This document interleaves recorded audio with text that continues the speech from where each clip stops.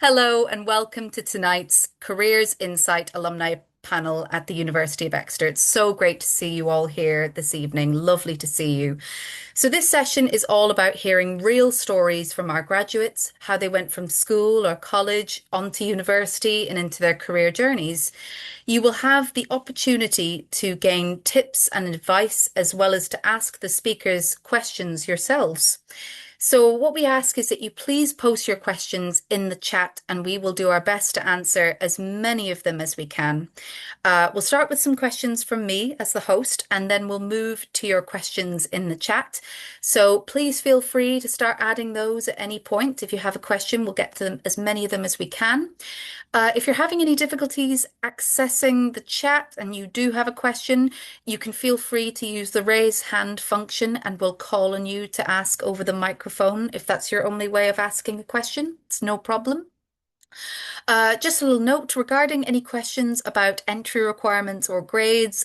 We do recommend just checking the website because that will have the most up-to-date information because this kind of information may have changed since our panelists were at university. So yeah, please do take a look at the website if you do have questions about that.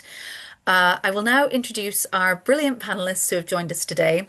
So, panelists, when I call on you, can you please tell us your name, what you studied at university, and what your current job is? So, I'm going to start with Kerry. Hi, I'm Kerry. It's so lovely to be here. And I studied English and history with Spanish and graduated about 3 years ago now. And I currently work as a publishing coordinator at an audiobook publishers that is based in Oxford. Brilliant. Thank you, Kerry. Jemima.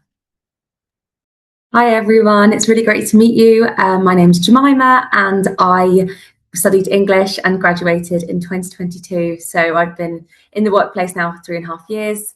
I work in London as Development and Events Manager, which is fundraising and events at Polka Theatre, which is a children's theatre based in South London in Wimbledon. Great. Thank you so much. And Barry. Hi, my name's Vari. I studied history at Exeter and I graduated in 2020. And I currently work as a journalism researcher at the BBC in London. Thanks, Barry. That's great. And finally, Millie. Hello, everyone.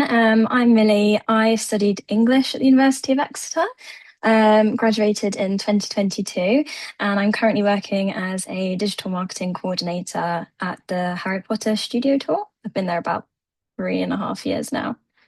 Thank you all so much. It's great to have done introductions. So, thank you again for joining us today. Again, as I said, it's great to see you. Just a reminder to our panel, please use the raise hand function when I ask a question. We had a little practice of that before, and I will call on you to answer. So, as soon as you're ready to answer the question, just pop your hand up. And also, if it doesn't work at any point, feel free to use this kind of hand as well. So, my first question is when you were in school or college, what were you thinking about your future in terms of university and career? Did you have a clear plan or were you figuring it out as you went along?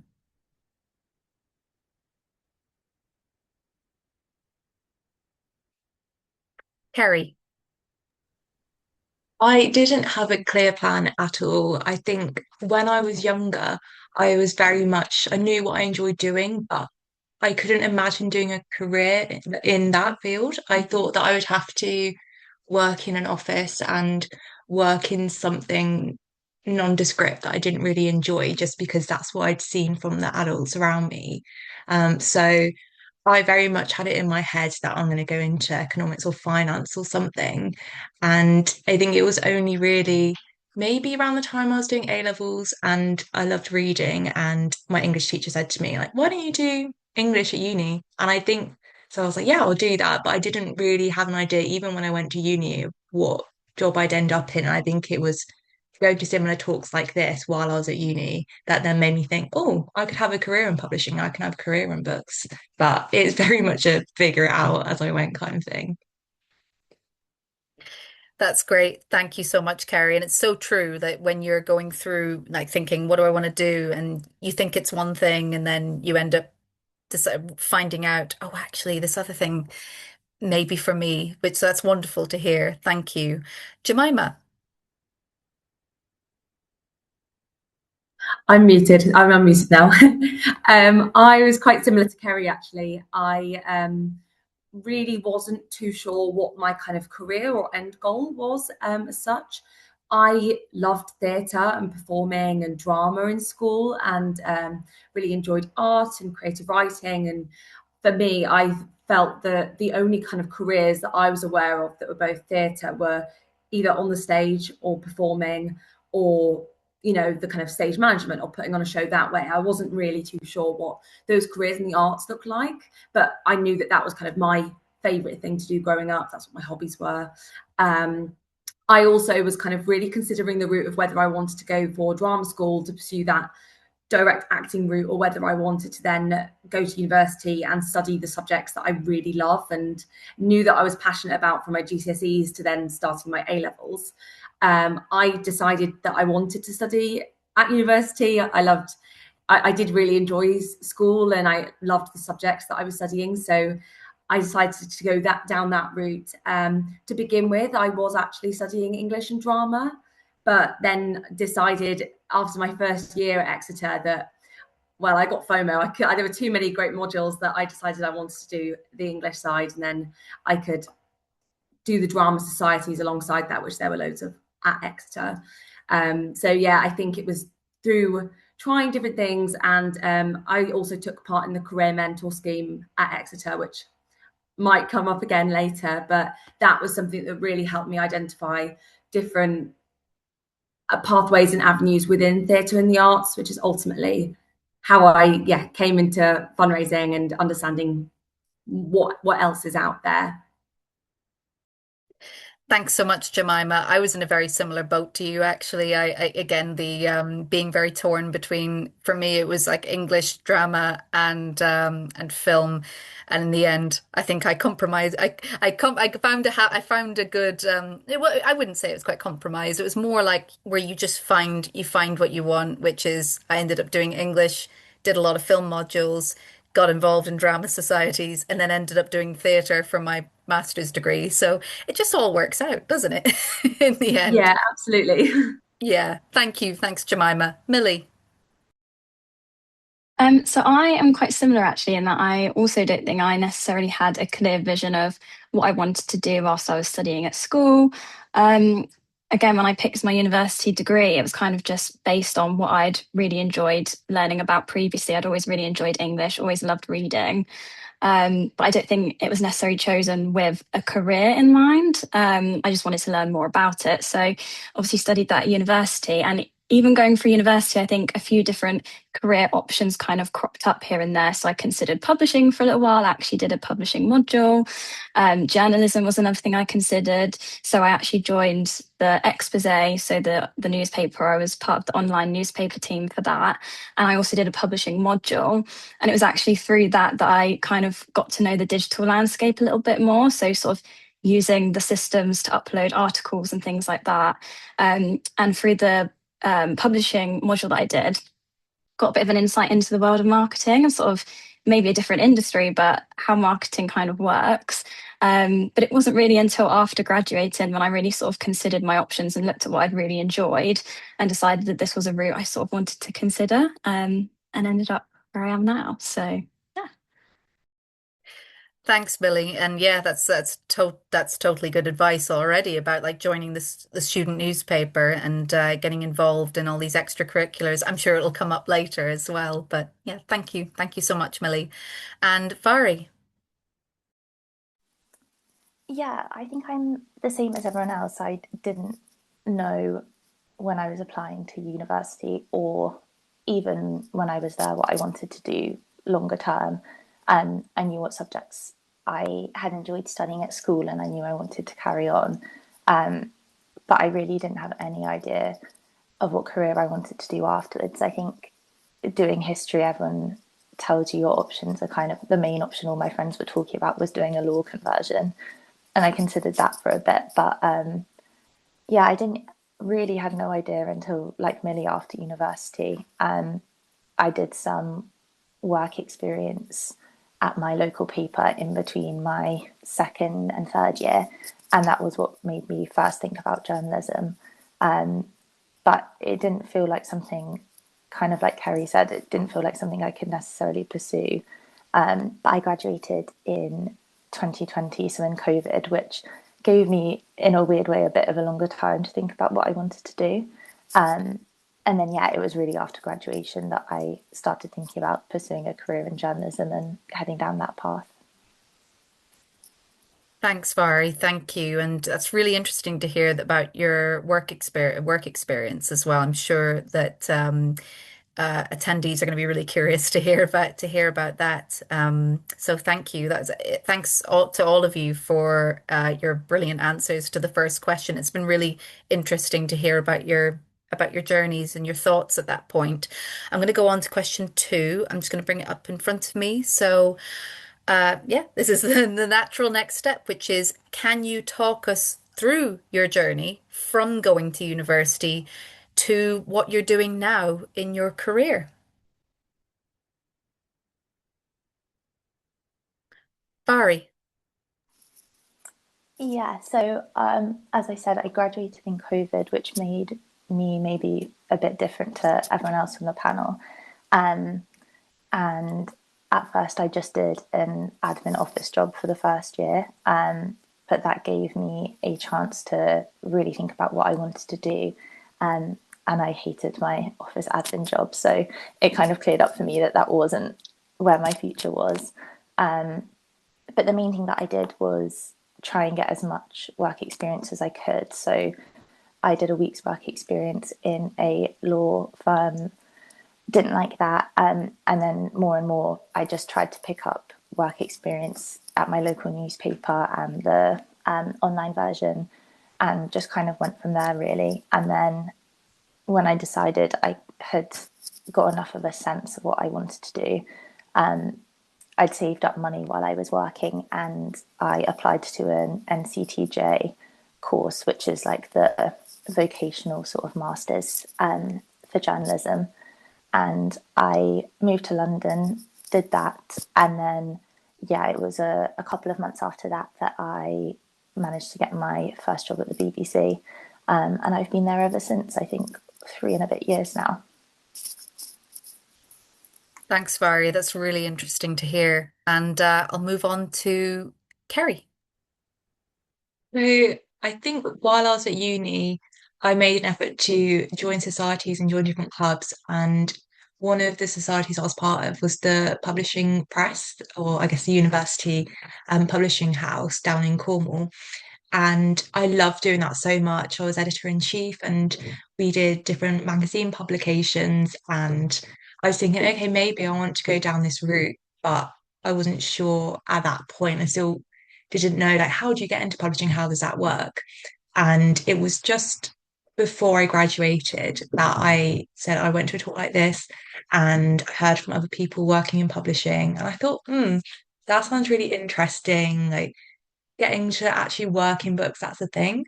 So I decided to do a master's in publishing, which I've heard from my colleagues in publishing that it's maybe like half the people that work in publishing do a master's in it and the other half don't. And I think it's pretty much personal preference, but I wanted more time to see if it was for me. So when I did that, it turns out it was for me, and I found it so interesting.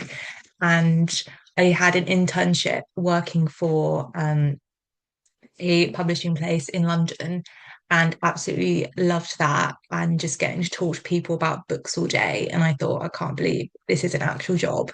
So from that, I then applied to other publishing jobs. And when I graduated, I started at one in Oxford, where I still am now, and I joined as assistant, and then got promoted a year ago, I think, to be a coordinator there. Amazing. Thank you, Kerry. Thank you. And Jemima. Yeah, so in terms of my journey through going to university, as I'd mentioned, I started studying English and drama, and societies were a real key part of that. And definitely in terms of my identity and passions at Exeter, I really enjoyed taking part in a lot of the different productions. I also sang in several of our Exeter's choirs as well. So really just got to enjoy being creative, and yeah, that really solidified that was a real passion for me. And then one of the key things that I did alongside studying was the career mentor scheme in my final year at Exeter. On the approach to that, I was really unsure of whether I wanted to do a master's in creative writing and to pursue down that route. And ultimately, applying to the career mentor scheme was one of the best things that I did during my time at Exeter. I was paired with a mentor that was a producer in the West End, and she was able to introduce me to different people over those 6 months that worked across theatre, and was said to me kind of, will you present me with different industries that within, so whether that's a writer, director, someone that works in events, also outreach, which is then how I came across a charity that was called Mousetrap, that's now called Go Live Theatre Projects. They're based in London, and they enable young people to access theatre through tickets and through projects. And they introduced me to them, and I realised very early on that actually I want to use my skills through communication and whether that's written, speaking to people to raise funds so that young people can access theatre. And I realised that was where my passion was. So from there, I applied for an internship when that was released, and then did that internship over the summer, and then they offered me a full-time role in their fundraising team after the 3 months where I spent there. And then from then on, I worked there for 2 years as their development officer, where I gained experience in events, but also in fundraising with individuals through grant applications.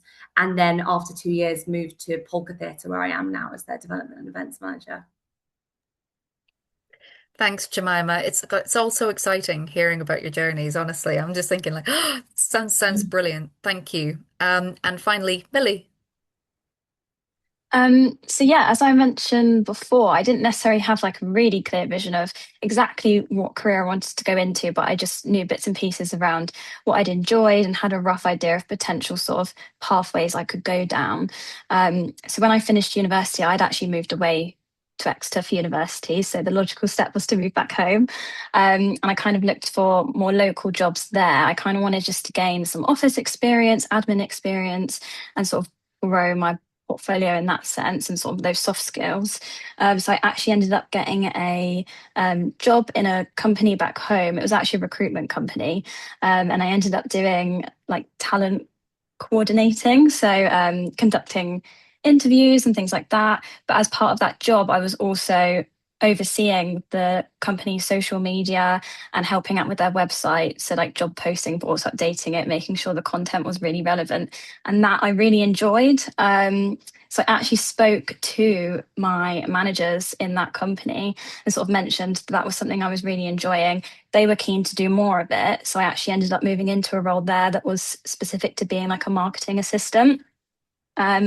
And looked to sort of develop my areas there a bit more. They brought in a contractor who I worked with who had like 10 years experience in marketing. And I just met with her remotely like once a week and managed to get a lot of insight and information and really sort of develop my skills in those areas. And it was after a year in that company that I decided I was ready for the next step. So applied for my current role, managed to get it. Moved away again. And like I say, I've managed to, I've been here now for 3.5 years, 2.5 years. I'm losing track, but really enjoying it. So yeah, I've kind of done a bit of everything. Thanks, Millie. Again, your journeys are also interesting. So thank you for sharing them with us. I'll move on to third question, which is thinking about your time at university. What did you learn or gain that's helped to get you to where you are now? And I think this is going to be posted in the chat as well. Oh, Kerry. For sure, I would say the main thing I learned is just what I loved and what I'm passionate about and how to convey that passion. I was thinking about this recently because I was asking my boss why she hired me. Just out of interest, I was like, "Oh, it's been a few years now. Why did you decide to hire me?" And she said it was just because I was so excited about the books we were talking about in my interview. And I think that stems from at uni being surrounded by people in my course who also love what I love and who all got so excited talking about books. And I think I've never been in an environment before where I just got to talk about books all the time. And I just found it so exciting. And I think that's a thing that was really brought out of me at uni. I think before that, I was always a bit shy at school and I wasn't sure what to say and I didn't really want to, put my hand up in class, that kind of thing. And then I was surrounded by like-minded people and I just got to chat to them all the time. And I think I was really encouraged at uni to just be passionate about it. And that's something now, like, I think publishing is such a social industry, and you go out for all these meetings and different dinners and events with other people in publishing. And because everyone's so chatty, and you all love books, that's pretty much what you talk about all the time. So I think honestly, sometimes it just is your personality and your passion that really gets you places. It's not always like the different skills you pick up. Obviously, that's really important. But I think honestly, it can sometimes just be your passion that really like tips you over the edge. That's some really good advice there as well. The idea of your passion showing through and how important that can be. Oh, thank you, Carrie. Barry. I think I would say what I learned from studying history was it really gave me a lot of the skills that I use still all the time in my journalism job today. So it gave me the confidence to learn how to look at different pieces of information or different perspectives and kind of with a critical eye and think about whether or not why they would be telling you something, what the context is, give you that analytical skill to take large bits of information and figure out what you think about it, which we'd started doing at A level. But I think at university, it was a really safe environment to learn these new skills and get things wrong with people there to kind of steer you in the right direction, which was really nice. And then same as Kerry, I think just figuring out at university what you're passionate about. There were some modules that I did that I absolutely loved, and then some that I thought sounded really good, and I started learning them and I thought, actually, this isn't what I wanted to do. It's not what I thought. And it gives you a chance to try lots of different things. That I did the same as you, Melissa. I did a film module instead of a history module for one of my second year terms, and ended up absolutely loving it and loving the way people take what's written down in books. I did an adaptation module, so it was what's written in books and how that adapts onto the screen. And even though I didn't think about it at the time, now that's what I do. I spend my whole day doing at work is writing scripts for podcasts and thinking about how they'll sound when they're put with the sound effects and what the finished product will be. So even though while I was studying, I didn't have a journalism career in mind, there's actually a lot of overlap, and I still use so many of the things that I learned today, which has just been really rewarding. So yeah, it was a lot of work, but it was worth it in the end, definitely. Thanks, Vari. And it's so interesting about how, for those of you who are in attendance, that when you're at university, while you can pick a degree, there is often such a thing as modularity, where you can pick modules from different departments. So if you are feeling like, oh, I'd love to dabble in a different subject, a lot of the time at university there are ways of doing that, and in ways that, like for you, Vari, can be really rewarding, and for me as well, of course, in my own experience as well, being able to pick and choose. And so I do recommend, for those of you in attendance, do look up modules for degrees and find out what inspires you when you're looking at different courses. Thanks, Vari. Jemima.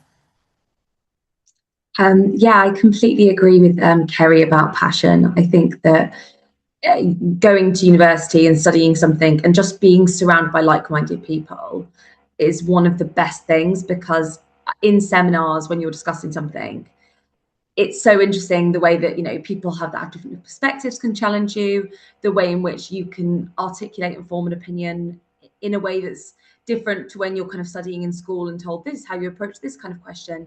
It's really great in terms of being able to think critically and form your own opinion. So that's something I really enjoyed, and just being in a place where you can just be so passionate. I know that that's something that I carry with me through to my job now. It's something that in fundraising is so important, that you can articulate why something needs support and why people should be inspired by something. And they're things that I've taken that from my degree in Exeter, convincing someone of an argument in an essay, or why I enjoyed a certain text, into what I do now in my day job. I also think that what's really unique in my time at university is just managing different projects and different modules. Now working in events, it was crucial at the time at university to be able to have different deadlines going concurrently and being able to manage those. And I remember in my second year, I had a really heavy reading term, and I had almost kind of like, you know, my time blocked out of when I was doing that so I could make sure everything was ready for seminars. So I think that, yeah, being able to manage my time was something that, you know, I take across now into my career. And I ultimately think as well, because the majority of my degree was completed during the pandemic, I think that that passion matters more than ever, and being able to manage that time, because for you know, a year of my studying, you know, the societies and social life didn't function in the same way. So actually being passionate about what I was doing and being surrounded by like-minded people and really forging that community were more essential than ever. So yeah, that's kind of what I took through my degree into now, but also what was really important during the time. Thanks, Jemima. It's so true. Passion gets you places, doesn't it? And also about those other skills that you gain through your degree, like, yeah, managing your time, deadlines. They're all things that are very, very useful in the workplace. So thank you. Thank you so much. And Millie. I think when you first look at what subjects I studied and then what my career is now, it maybe looks like at an initial glance, there's not maybe a direct tie there, but definitely so much of what I learned at university was really helpful for now, you know, in my day-to-day job. I think English as a subject in general is all about sort of looking at different moments in time and what was going on at the time, and thinking about how you know, thinking in different ways and then communicating that in different ways, which is a lot of what I do now. So even thinking about like social media and the landscape there, like looking at what's happening in culture and sort of being able to make a piece out of that and communicate something to an audience is obviously really important. And I think what Jemima was saying about seminars and being able to bounce ideas off of different of each other and different people and hear different opinions and things like that is really important in marketing. Obviously all ideas stem from this great collaboration. So all the team projects and things that we would have worked on were really helpful now in terms of those sort of soft skills. And then obviously a lot of copywriting. So actually my current role, I seem to be the go-to copywriter now for anything, whether it's a newsletter, social media caption, even down to like packaging for food and beverage. So that's really played a part there. And then I also think, like I said earlier, those societies that I joined, so like the expose, that was maybe going into it, I thought that would be a more, you know, leading more into the journalism route. But off the back of that, I learned how to use the content management system to upload all of these articles and things like that, which actually is the same content management system I use in my current job. So when I went for the interview, I already knew how to use that software. So actually it's been really helpful in my current role, definitely. Yeah, that's a big plus, isn't it? But oh, it's like I already know how to use this system, so that's it goes to show building up these skills through things like not only your degree but also societies, really, really useful. So no, it's great that you gained that experience and gained all those skills, and the same to everybody as well. Thank you so much for your wonderful answers there. I'm just going to ask the next question, which is. If someone here is interested in your subject area or your industry, what would you recommend that they focus on or start doing now? I mean, obviously, this is a panel that's about, careers in media, cultural and creative industries. So I'll just say that again, if someone here is interested in your subject area or industry, rather, and industry, what would you recommend they focus on or start doing now? Vari. I think I would say if you're interested in journalism, the best thing and the most valuable thing for me was just trying to get that work experience. That I know it's really, really hard to get work experience, but even if it's just in your local paper or your local radio station, and even if you email them and just say, can I come and shadow someone on the team for a day or something, I think the most valuable part of me deciding my career was doing that experience at my local paper and thinking, if I enjoy this, then I'll enjoy it on a much bigger level as well. That there were a lot of things and careers that I considered doing that then when I gave them a try weren't what I'd expected. And so I was very grateful in a way for doing a history degree and then transferring over to journalism, similar to a lot of the others on the panel. They did a kind of subject degree and then changed to a vocation. I think it gave me a bit more time to really think about what I wanted to do, and also gave me space to explore lots of different things and then think about my career kind of as I went rather than committing too early to something and then realizing it wasn't actually for me. But yeah, work experience. And I always remember my parents saying this to me, and it used to really annoy me, but like genuinely just emailing people and asking for advice or thinking about if you want to get into TV, watching a lot of it, thinking about what sort of TV journalists you like, what sort of style you'd want to do, and just trying as much as you can to immerse yourself in the career that you might want to go into means that when you're going into university and doing your first interviews, you've got a good idea of the sort of things you like already. And that can kind of help steer you through, even if you don't know what the end goal is. At least you're ruling things out. Thanks, Vari. Thank you. And Kerry. Yeah, I think Vara made a great point there about immersing yourself in the industry or the subject you're interested in. That's so important. I say publishing specifically, that honestly just reading and reading what you love is amazing. That's a great start. I think in my job now, I am so often pitched different books and then it's compared to other books. And so it's always helpful to know like what books are around and if we're deciding on what kind of genres of books do we want to publish next, then it's great to know like what's popular at the moment. So even things like just going into Waterstones and seeing what's on the front tables or following publishers on social media, see what books they have coming out. I think honestly, just a love for reading and reading as much as you can or as widely as you can. Um, or I think as well, just having an interest in specific authors, maybe. But I do think it is all about that, just sort of finding out about the industry, finding out what's going on, and publishing specifically. There's a website, well, a magazine called The Bookseller, and there's loads of really interesting articles in that, so you can see that online. Um, and I'd say also, if it's difficult to get work experience, because I know I definitely struggled with that, I think making your own work experience in a way.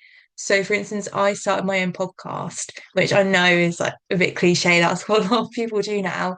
But yeah, and I just spoke about books on that. So it's just showing that you do have an interest in it, even if you can't actually manage to go out and get experience at an actual company. Thanks, Kerry. Thank you so much. And Jemima.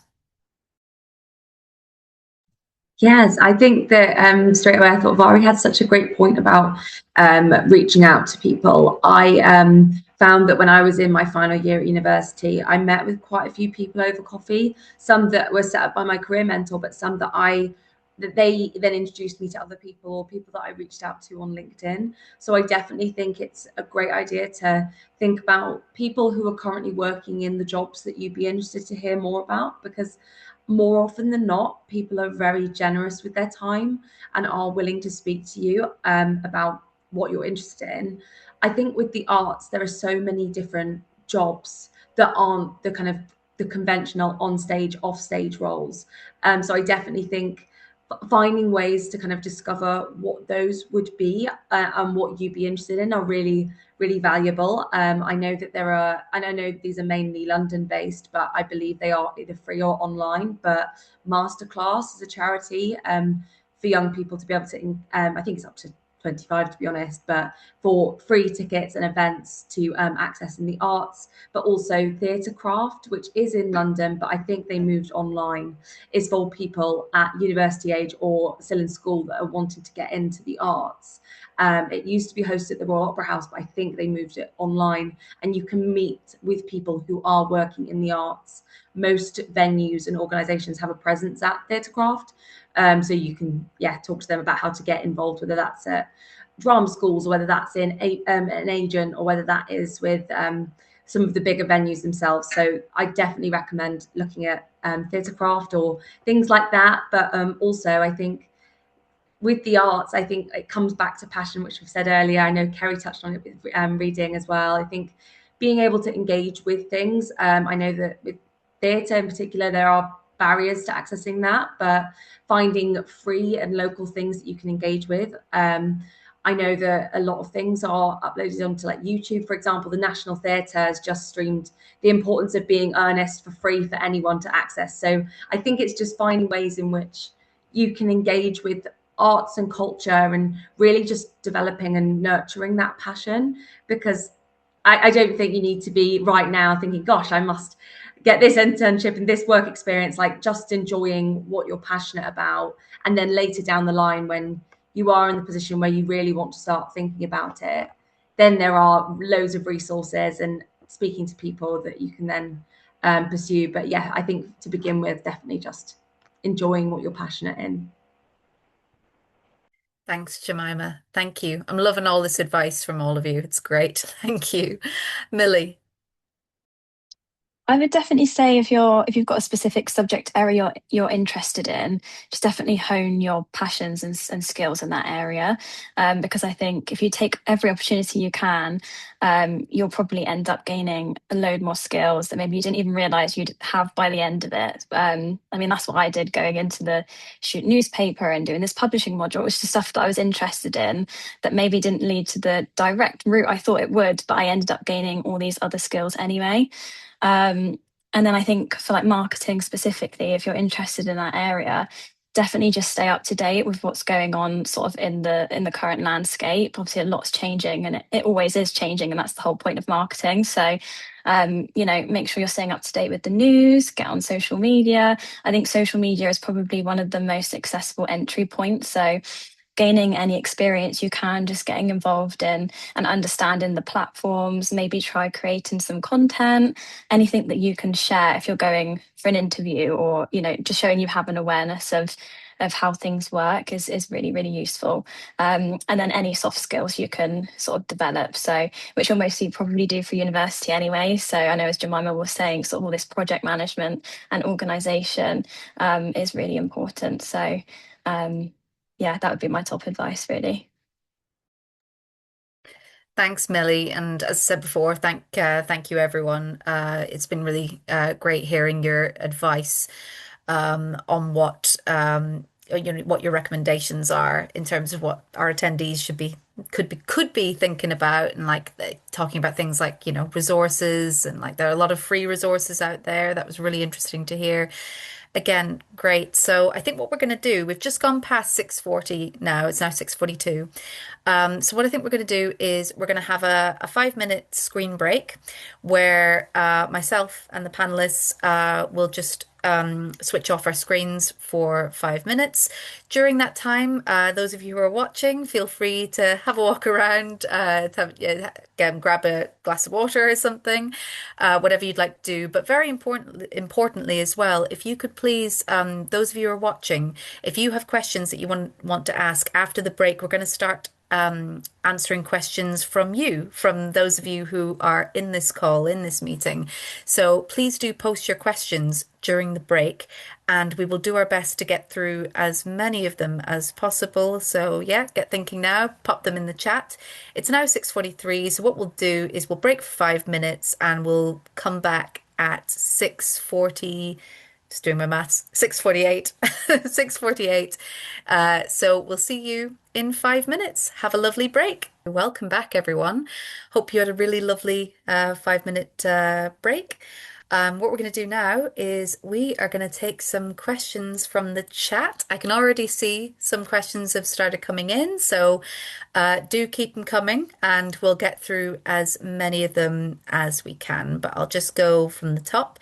And as I said, please keep posting throughout and we'll get to as many of them as we're able to. One moment. Let's see the first question I can see. Okay, so we've got a question here from an attendee who is interested to know what A levels you all did and how much you think that mattered for your degree. Whether that, and I'll add there whether you did A levels or BTEC or higher or whatever qualifications you did. What did you do, and how did you think it mattered for your degree? Jemima. I studied, I did 2 AS levels. I did media and English language at AS, but then full A levels, I studied English, literature, drama and art. So was very creative across the board, going into doing English and drama to begin with, but then English. My A levels were pretty essential. I think that they were within the offer requirements, but having English at A level to then go into it at university was great because it just gives you that basis of studying something more critically beyond GCSE. So yeah, I do think that was quite important, but I do think within the arts, I think something we've touched on is transferable skills and soft skills. So with all of my things I studied at A level, like they all just fed into my degree really nicely. Yes, and then the workplace. Thanks, Jemima. Thanks, Jemima. No, I know it's so true. It's so true that it just works itself. It just works itself out with transferable skills. So it goes to show that there are A levels or qualifications that can be really useful, but you gain a lot of very similar transferable skills through lots of different routes. So everyone in attendance, never let that put you off. If you're interested in something, go for it. Thanks, Jemima. Millie. So I studied English literature, history, and geography at A level. So a lot of humanities there. But I definitely think it was all helpful when it came to studying English at university. Obviously, English is a given. I feel like thinking more critically and writing in that sort of academic style, developing that a bit more at college was really helpful. History was actually probably most impactful as well because a lot of the English degree that I studied at the University of Exeter was deeply rooted in history. So looking at texts, way back before, the earliest texts, for example, and just having an awareness of sort of how culture can impact that and what was happening at the time can impact that was really helpful. And then across all of them, obviously that was a lot of writing and academic study. So that came in really helpful in terms of sort of researching and understanding how to argue ideas and communicate ideas. So all three definitely came in really helpful. Thanks, Millie. Thank you. And Vari. So I studied history, English literature, psychology, and philosophy.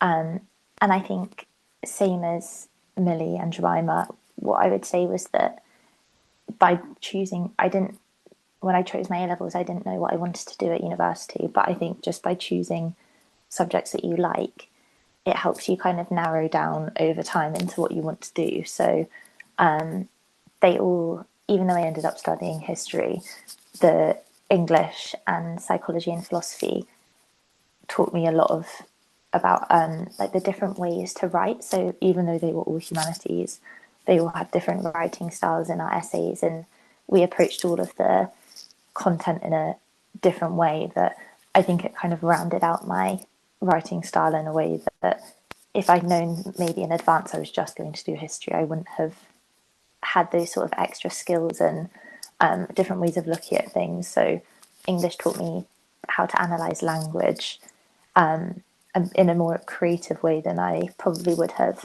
And then same with philosophy and psychology. It's just helping you to think about things outside of your subject. I think that always enhances your knowledge for then whatever you do decide to do. So even if your subjects, you know, I had people in my course that did history at university, but they studied chemistry at A level as one of their subjects because they loved it. And you don't necessarily think that they link up, but actually it gave them a really good different way of viewing data or sources that I didn't have. So as long as you do what you enjoy, I think that's what will carry through to university. There's always transferable skills that you can take along with you.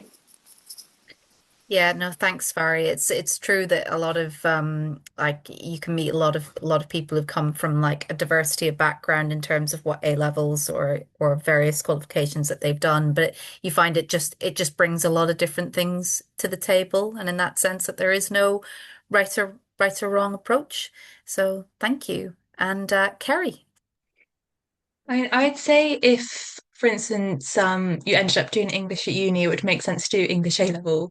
But I would say that, as everyone's touched on, if you do a variety of A levels, like I have so many friends who did like a humanities and they did a science and then maybe did art, and they've all ended up in various places and did various things at uni.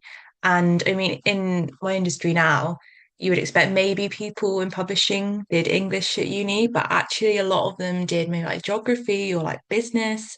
And it's what Melissa was saying about how there's so many transferable skills.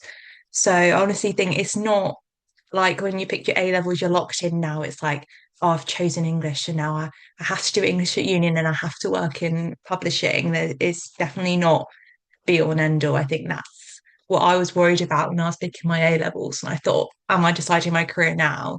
But there are honestly so many different paths that you can go down that it's just best to just start with what you enjoy and then just go from there and see what happens. Thanks, Kerry. It's true. I mean, you're all examples of this. You've done a degree, and you've all gone on very different pathways. So it's great. It's great. You're never pigeonholed into a box or anything like that. There's so many transferable skills that you gain from your A levels or equivalent going on to university and whatever job you may go into. So it's great. It's great to think about that. I think the only thing I would add to that as well is if there is a course that you're interested in, I kind of mentioned this earlier at the beginning, do make sure that you check the entry requirements for that course. And if it does require a specific subject, just make sure that you've noted that down, and that's something that's very easy to research. So yeah, do take a look at that. Yeah, thanks everyone for answering that question. It's great to hear. So another question I can see is I can see none of you did art specifically, but is it possible that you could provide me an opinion on whether art is worth doing at university? And I wondered, I know none of you did art, but I wonder if any of you would like to comment on that. Carrie. Yeah, I think this leads on quite nicely from what I was trying to say to answer the last question. And I would say it's definitely worth doing. I mean, I think just doing what you love will just get you very far. And honestly, so some of my best friends did art at uni, and again, they've all gone on to do different things. But I think we've all gotten so much out of uni because we ended up doing what we loved. And then it's not limited us going forward either. So some of my friends who did art at uni, one of them, she's doing a lot of her own shows and galleries. Another one has gone into doing architecture and designing spas.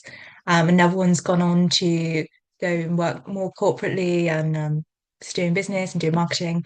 So I think it's not, as I said, I wouldn't worry too much from my perspective of going and doing something at uni and then thinking, oh, that means I can't go and do something else later in life or anything like that at all. I think honestly, like my perspective is honestly just go for it.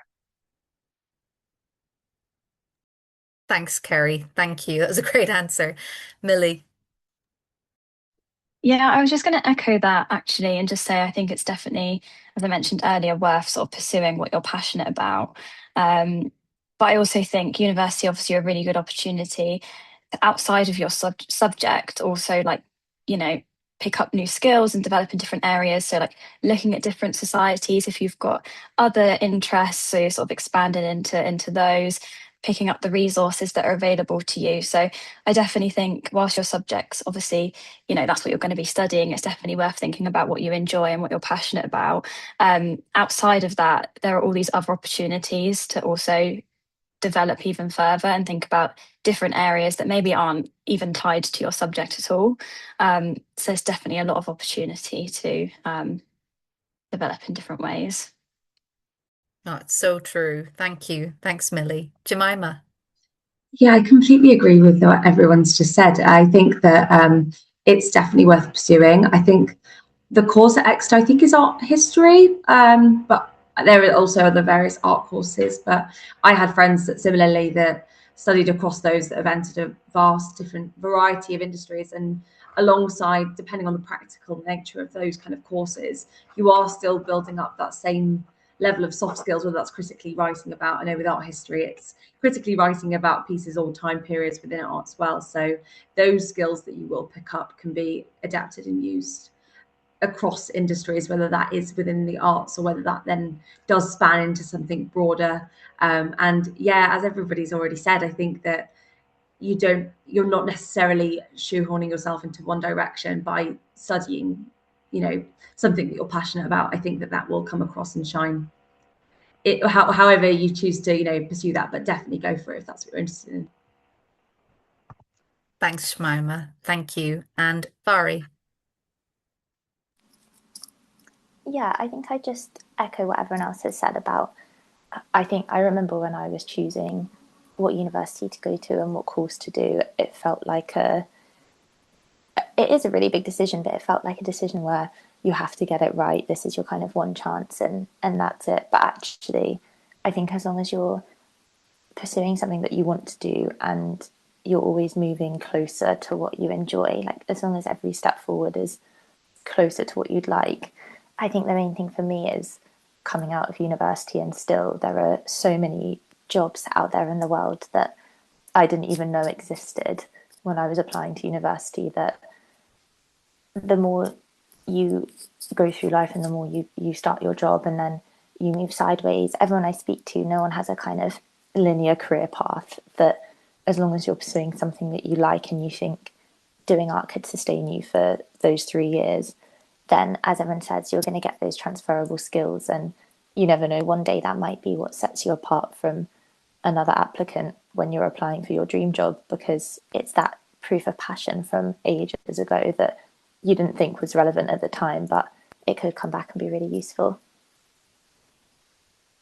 Thanks, Fari. Thanks, everyone, as well. And thank you for that question. Like the last two questions, thank you to attendees who posted those. It's great. I'm going to go through a couple more. So I've got here a question, which is what support or resources did you get from the university that helped you most towards the career that you have today? So specifically, support from the university or resources from the university.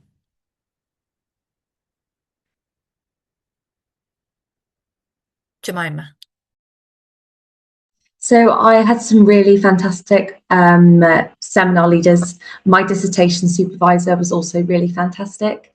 And it was really great being able to build relationships with members of staff at the university, as not only were they able to give like practical advice throughout my course, but they were those first people that were able to kind of signpost what was I thinking of doing afterwards. Like I mentioned earlier, I obviously had considered doing a master's, but also just being able to encourage me during my studies of in my third year, I alongside my dissertation sat in on an additional module that my dissertation supervisor was running, which was really useful as it helped influence my dissertation and things like that. And yeah, I mean, just to touch on it again, the careers hub at Exeter is fantastic. There are lots of lectures, and I think there was a portal that we used at the time that was just really helpful in terms of advice. And there are lots of really great opportunities there. I know there's a paid internship opportunity in the third year, as well as obviously mentioning the career mentor scheme, which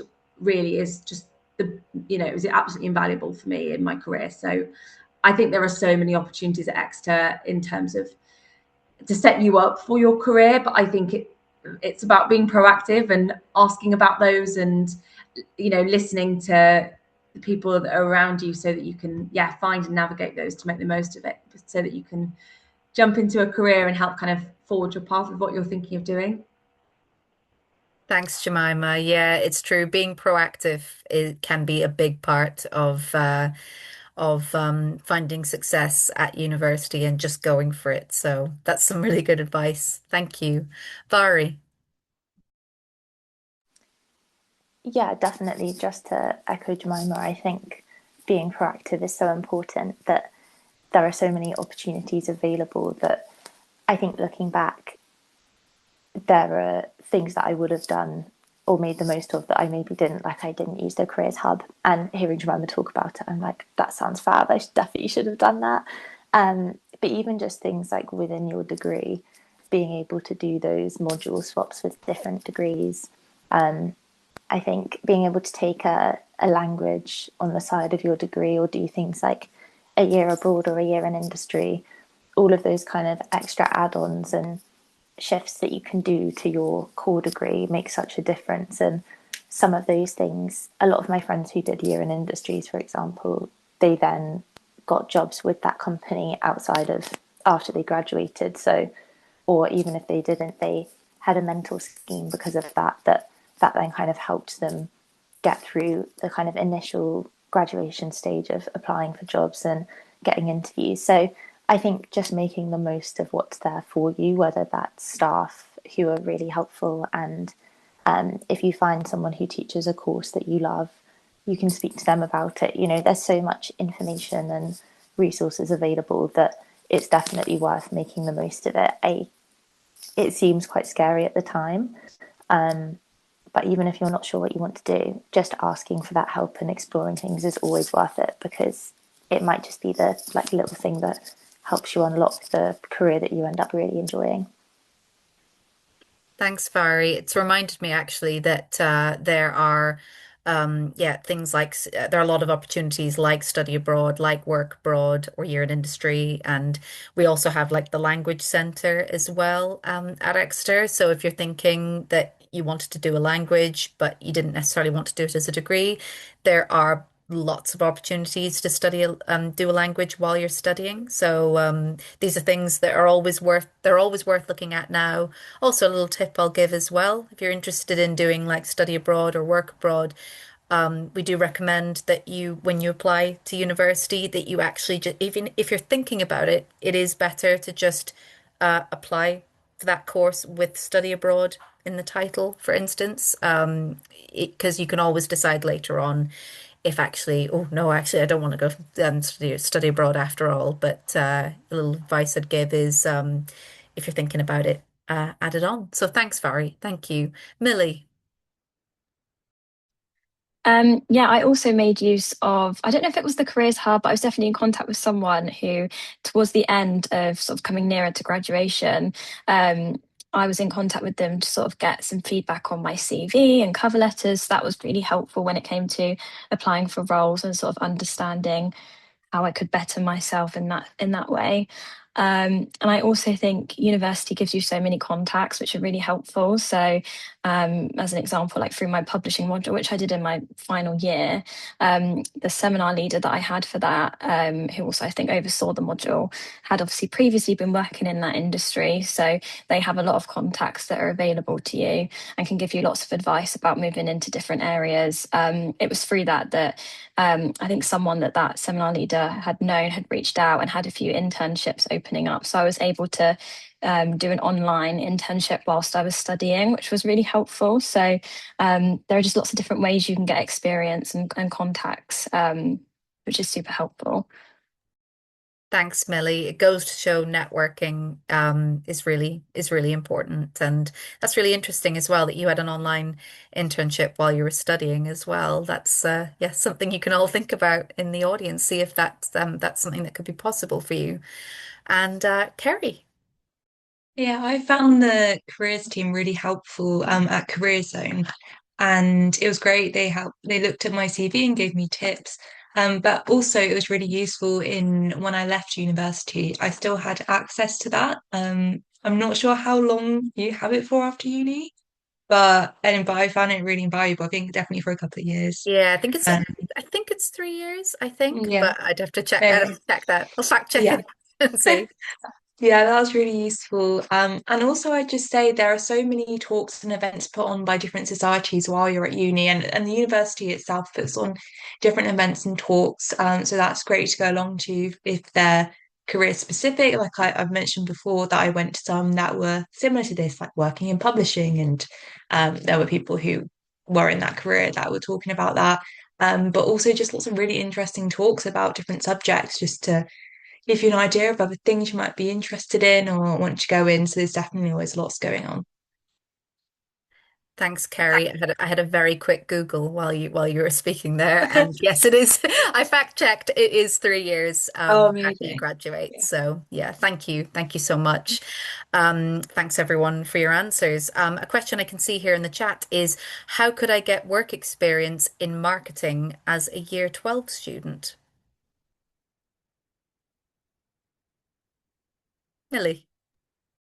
Um, yes, I think year 12, so you've just started college. So I think, like I said earlier, one of the most accessible ways I think you can get into it is just anything you can do yourself, any way you can get hands-on with it. So social media is probably one of the most accessible ways. So literally just set up a social media account, practice how the platform works, have a little research about um, different trends that are upcoming and the way things are moving, how the industry is changing.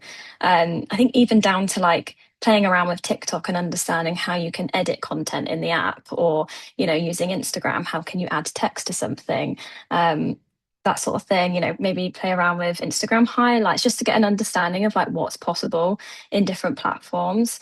Um, and then I think, yeah, just have a little think about sort of the route to university and have a little research about what different opportunities might be available to you moving forward as well, because there's definitely a lot out there, even if it might seem a little bit unknown to begin with. And then I say, as again, back to networking, it's definitely worth just reaching out to like local companies and things like that and just seeing if there's anything you can get involved with. There's no harm in sort of sending an email and just seeing. I'm sure that a lot of people will be willing to help. So um, there's a lot you can do, definitely. Thanks, Millie. And Kerry. Yeah, I know I don't work in marketing, but I was just thinking, on LinkedIn, they have lots of free courses where you can learn about working in marketing, for instance. And I know there'll be so many things out there where you can just upskill yourself, even if you don't get specific work experience. Or even things like learning how to use certain software, just going and doing YouTube tutorials on how to, say, use Canva, that kind of thing. So I think it's definitely just worth looking at if there are any free online courses you can do, because I'm sure there's a lot of resources that will be available for you. Thanks, Kerry. And I can see Millie, another hand has popped up. So over to Yes. you. I was just going to add to that. LinkedIn's definitely really handy. There's a lot of resources there. I think Google also have a few free resources which are really useful. And I definitely take a look at the options that are available through things like the Chartered Institute of Marketing. So I actually managed to do like a day course through that, which when I went for my current job was really helpful. Now being in the role, I've managed to do a lot more training in that area, which has been offered through my job, which has been really helpful. But I think they probably have a lot of resources which are available too. Some you may have to pay for, but it's definitely worth just keeping in mind, sort of keeping it in the back of your head. There's definitely different courses and different training you can do to sort of develop further. Thanks, Millie. Thank you. And thanks, Kerry, as well for before. Another question I can see in the chat is, what does a typical like day or week look like for you? And what's your working environment like? Like, do you work full-time, full-time on site, or are you more hybrid, or are you remote? So yeah, Millie. My role is a very interesting one. It's very varied, so every day is very different. Um, Surprisingly, my team is actually quite small. So there's actually only four of us in my team, in the digital marketing team. And my role is quite interesting because we have someone who sort of oversees social, so specializes in that, someone who oversees more of like the web development. But my role is sort of between all of that. So I sort of jump in and it's very varied, which is really interesting. And it's something I really enjoy. And luckily, I managed to sort of get a choice around if I wanted to specialize in one area or if I wanted to keep a more varied role. And I've really enjoyed that. So yeah, I would definitely say working at the tour is very interesting specifically. We generally work 3 days in the office, 2 days we can work from home. So it is a hybrid split. However, we obviously do a lot of filming, photography, social media shoots. And because we are an operational tour, we often have to do that either very early in the morning or late into the evening. So that could be a 7 a.m. start, it could be way earlier, it could be a 6:30 a.m. start. So I think just being aware that that's something that comes with the industry. And social media actually as well is it's always going. So it might be that sometimes you have to hop online on a weekend. It's very rare, but in case something crops up, you just kind of have to have that awareness. So definitely worth mentioning that to keep in mind. Thanks, Millie. Thank you. And Vary. Yeah, similar to Minnie, my work is quite varied and it always changes. And when I first joined the BBC, I was working with the TV news team, so working on the 27 News channel, which involved weekend shifts and night shifts as well. Not very often, but just as part of the job. But that was really good fun because it meant that every day you didn't know what was going to come in at work. You had to adapt to things really quickly.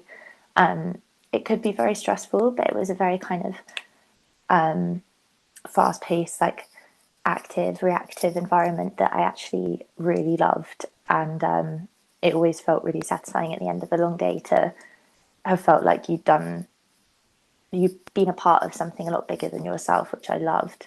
But that was fully in the office because we were working with teams in the studio and in the gallery, which is maybe not for everyone, but especially when you're starting out, I actually really appreciated being in the office 5 days a week because it meant that you had that face to face contact and it meant that I networked with people a lot quicker than if I was working from home. And also meant there were more opportunities available to me that kind of cropped up out of the blue. Whereas if I'd been working from home, people don't tend to email you unless they need something. So it was pros and cons of both. And then now, currently working in the audio department, I work in the podcast team, and that's really varied. So that's our news podcasts, but also our Radio 4 and World Service programs. So last week I was working on a week-long project. This week I'm doing a kind of 3 days a week production where the program goes out. And then in a couple of weeks' time, I'm going on to a project for a month where we're doing a documentary episode. So there's really so much to do, and you get to pick and choose within that what areas you like and try new things. So the documentary I'm working on is one that I pitched. So it's really nice to get a rounded experience of all of the different elements and get like different pieces of work that no day and no week is the same, which is quite annoying to answer your question, but actually in reality is really nice. Yeah, definitely.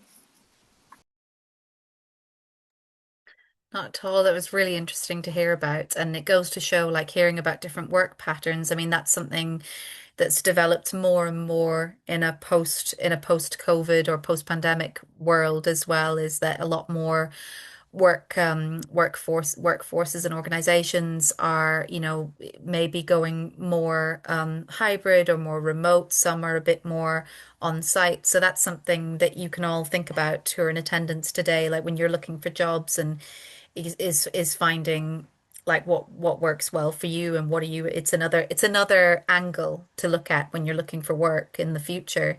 And it's something that you can kind of find out through university as well. Like you sort of find out, are you somebody who, like for example, when I was at university, I had some friends who did all of their work on site all the time. They did all of their essays in the library and they lived in the library pretty much. Whereas, for example, I myself and other friends did everything at home. Did everything at home.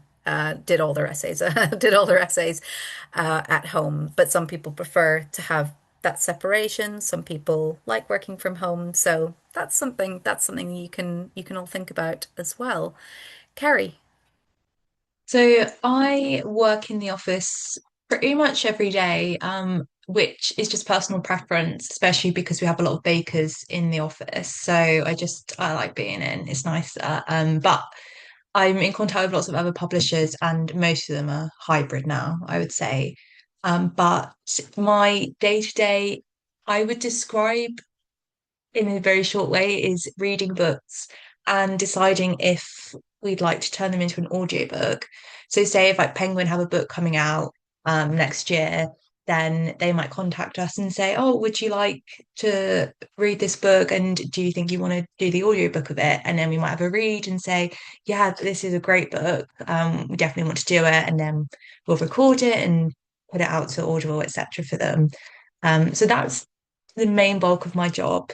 But I really like in my job that is so creative and it can be very like, personal in terms of like pitching books to each other. And we have a meeting each week where we talk about the submissions we've had in, and then we have to pitch to each other of like, I really want to publish this book. So we only have so many books that we can do each month. And we get to decide the covers as well for the audio editions. So that's really nice to have that aspect. And it's just fun, I think, working at a smaller place means we get to do a bit of everything as opposed to working in a bigger place. So I just personally really enjoy that. Um, and otherwise, I would just add that, as I said before, publishing is very social. So we do maybe like once a month, we'll go to a launch party for a book coming out, or someone will take us out to dinner to pitch books at us for us to do for audio.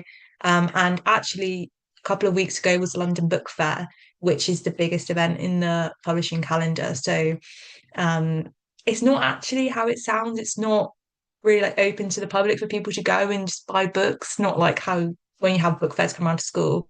It's more so everyone in publishing goes and has their meetings with everyone all across 3 days.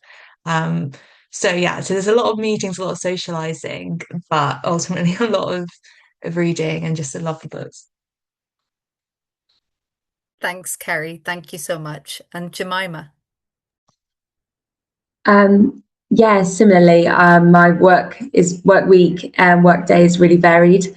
I also work in quite a small team, which there's 4 of us in our fundraising team at Polka Theatre, and just to put that into kind of context, that between the 4 of us, we're raising about £1 million for our organisation.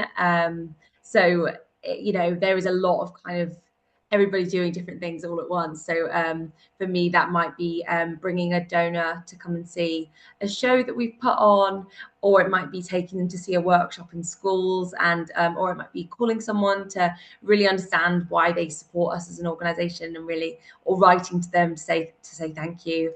I also put on all of our fundraising events to drive that income as well. So that might be organising a big Christmas fundraiser or a big Christmas fundraising campaign. It might be putting together behind the scenes events, so that where I'm in a children's theatre, donors and their children might come and see how a production's brought to life, where they get to meet the cast and go behind the scenes.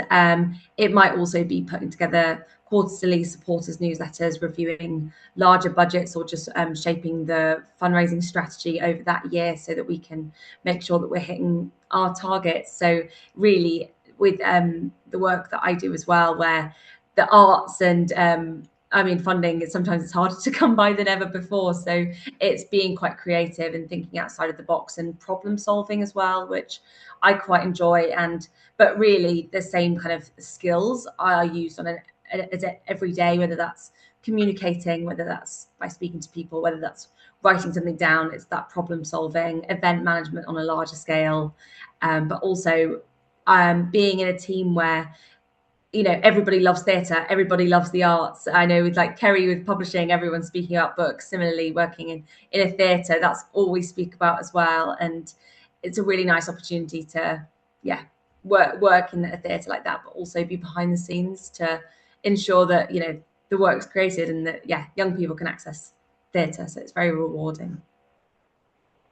Thanks, Jemima, and thanks everyone in general. I think we're coming so close to the end of the panel now. Oh, where does the time go? I can see before I ask the final question, I can see that there were two questions in the chat about CVs and interviews. So maybe we'll keep it fairly short and sweet. But the questions that came in were, what do you think on a CV or at interview helps you stand out? And then the other question was, what makes CVs well, actually, I realize it's the same. It's a very similar question, basically, which is what do you think on a CV or at an interview helps you stand out in the workplace or to universities? Jemima. So I was recruiting last week, so I feel like this is really relevant. And I think, well, at Polka, we have application forms, so sometimes we're not always looking at CVs, but I can certainly speak for filling in an application form or also just for interviews as well.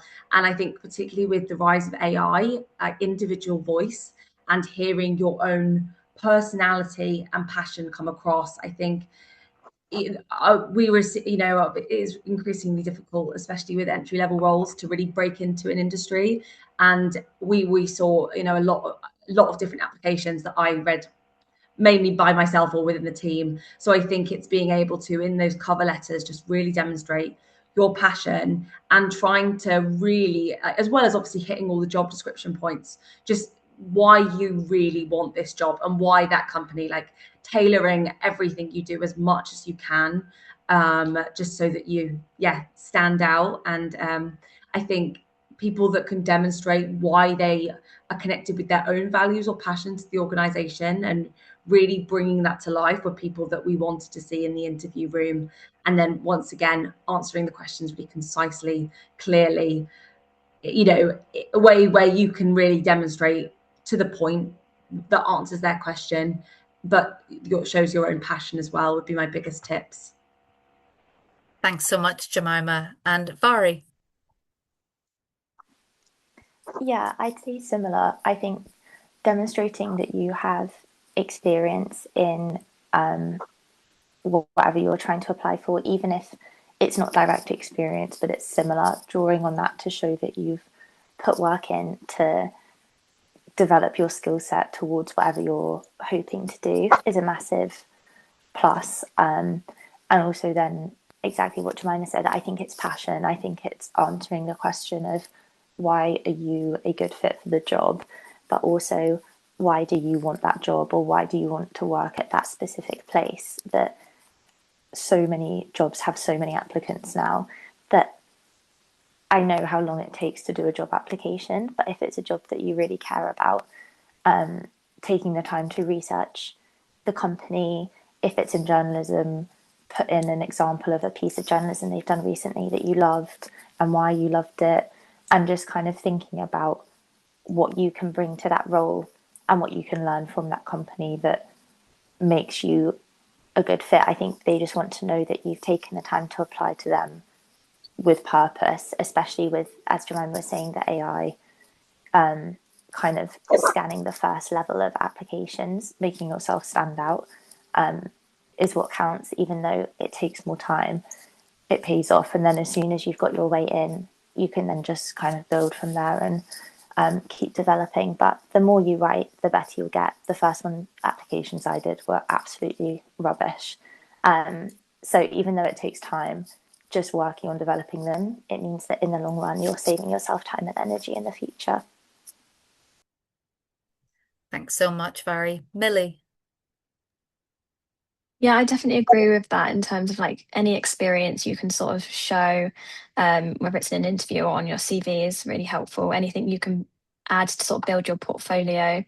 any evidence you can give of sort of previous projects you've worked on, and also showcasing all of the soft skills you have is really important. But I also think if you're specifically looking to go into something, which I'm assuming a lot of you are, within the creative industries, to definitely think about ways that you can really make your CV creative. So when I graduated university and was applying for roles, and specifically applying for my role now, I knew that, realistically, there are probably going to be a lot of people applying for these. So how can I make mine stand out? So I decided, again, I don't know how many of you are Harry Potter fans, but I decided to actually design mine in the style of like the Marauders map. So to make it like visually stand out. So when people were sorting through those applications, even if it caught someone's eye, they're more likely to have a little look through it than they would someone who's clearly used like a template or something like that. So I think what Jemima was saying about sort of showing your passion, letting your personality shine through a little bit was really helpful. And when I actually got the job and was speaking to my manager about the process, she did mention that that was something that stood out. And when my CV came through, it was something they were all talking about. So I think it's just definitely thinking about different ways, aside from just the content that you're putting in it, how you can actually present the information about yourself is really important. Thanks, Millie. Thank you so much. And before I get to you, Carrie, I know Jemima, you have to head in a moment. So I am going to just jump ahead. I'll come back to you. I'll come back to you, Carrie, in a moment. So I'm just going to ask the final question, just to give Jemima a chance to answer that before I come to the rest of you, and also come back to you, Carrie, for your answer about CVs. Apologies that we're running over a little bit. You've all been asking such good questions. So, Jemima, I'll just let you know before you have to go. The final question was, what do you love most about your job? And if you could give one piece of advice to students in the audience about their future, what would it be? What I love the most about my job is one of the programs that we offer at Polka is we give away 9,000 free tickets each year for children to see theatre for the first time. And children coming to the theatre, they're seeing it for the very first time and watching them experience theatre when they might not have had the opportunity otherwise.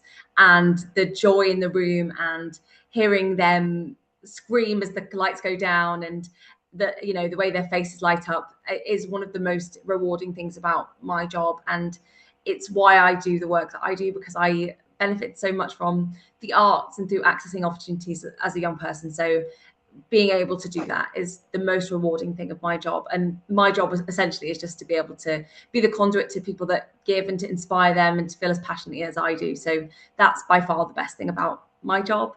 But any advice that I would give, that was the correct question, wasn't it? Yeah, that was right. Just advice to any students in the audience or watching this later about anything about their future, really planning for the definitely. future. I think we've touched on it throughout, but I think it's just do what you enjoy, pursue what you're passionate in, and you will find what you want to do next. If you enjoy something, that is by far the most important thing, whether that is studying art, whether that's English, whether that's drama, or whether that's, I love history and I want to just do the things I really enjoy. And I think that will then help you pick what you want to study your degree in. And throughout your course, you'll find modules that you really enjoy and are passionate about. And that'll help you then find a career. But I also wouldn't worry too much.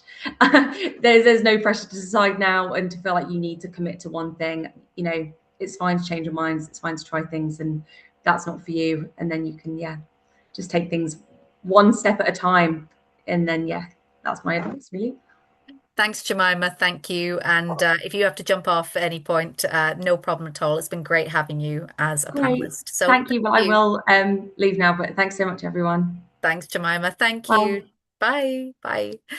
Oh, great. So I'll come back to you. I'll come back to you, Carrie, in that case, which was going back to the thing about what makes CVs and what makes CVs stand out and interviews stand out.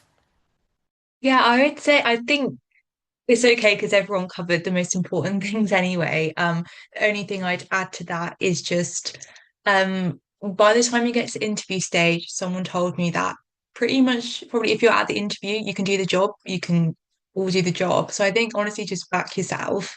And I think there's always so many people applying to jobs and people can be trained to do it. So I think if you're a nice person, then that definitely stands you in very good stead because the people will want to work with you. And while I'm here, should I go on to what I love most about my job? I'll come back. I can come back to it in a Okay. moment. So I have to do Okay, well one that quick thing, but that's great. That's great, Carrie. Thank thank you. you. And I'll re-ask the final question as well. Feels like it was a while ago now. So which is I'll just say because I think we're going to wrap up now. So th thanks everyone for your brilliant questions. And just to remind you all, we've popped a link in the chat to our very quick feedback survey for this session. Oh, please do fill it in at the end of the panel. We do recommend that you click on it now because ultimately, when the Zoom room closes, you'll no longer have access to the link, and we really value your feedback. So do click on that link, make sure you have it, and if you can fill it in before you go, that would be wonderful. So I'll just say the final question again for our panelists, and it was a two-parter question, which was, what do you love most about your job? And if you could give one piece of advice to students in the audience about their future, what would it be? Barry. I think what I love most about my job is the sense of purpose that it gives me, that I think everyone's spoken about that from all of the different kind of careers that we're in. Jemima mentioned it, that I think it's really about finding a job that you feel adds to your life and adds value. And I think you only know that by doing it. So you might have an idea of what you want, but the thing that I really love about my job is that at the end of the day, I go home and I feel like I've done something I've learned something and I've contributed to something that makes me feel good, which is really nice. And I think that's really important to look for in a career, no matter what that is. Um, and then I think one piece of advice I would give is just don't panic. I think I spent a lot of my time really panicking about, do I apply for this job because it's not exactly what I wanted, or it might not, if I do this, does it mean I can't do that in the future?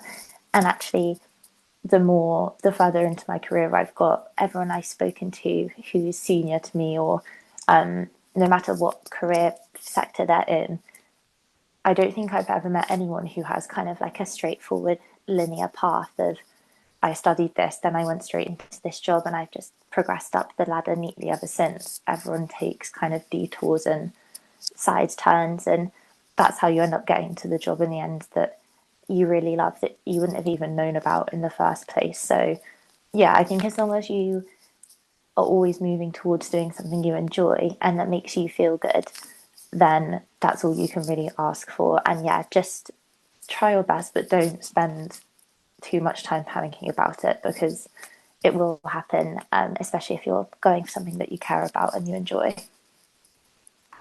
Thanks, Barry. Millie. So I would say there's a lot I really love about my job, but I guess this is I'm going a bit overboard here, but two of the things that I really love are being able to collaborate with lots of different people. So I think this stems right back to like degree and school. It's just like having those opportunities to bounce these ideas off of people and really sort of be the leaders in what we're doing, and trying new methods and new things, taking risks, which can be a bit scary but is also really fun. It might not work out, but at least we've tried it. Which I think is sort of the nature of working within marketing, which is really exciting. Um, but I also think, sorry, what was the second part of the question? The advice I would give. I think kind of drawing on what's already been said, but not everyone has a direct route. But I think another important thing to consider is definitely not to compare yourself to everyone else. It's very easy to look around and sort of maybe get a bit in your own head about feeling as though everyone feels like they know what they're doing or where they're going. And someone might have gone to uni already having an idea of what career they want at the end of it, and you might not. But I think ultimately you've all got your different paths to get there. And I think the most important thing is that you sort of do what you enjoy and take every opportunity you can. So some opportunities might come up that might seem a bit scary at first. But just give it a go. And I think, for the most part, it's usually not as scary as you might think. And by the end of it, you would have gained some really good experience and maybe even had some fun along the way. So that's definitely the advice I would give. Thanks, Millie. And finally, Kerry.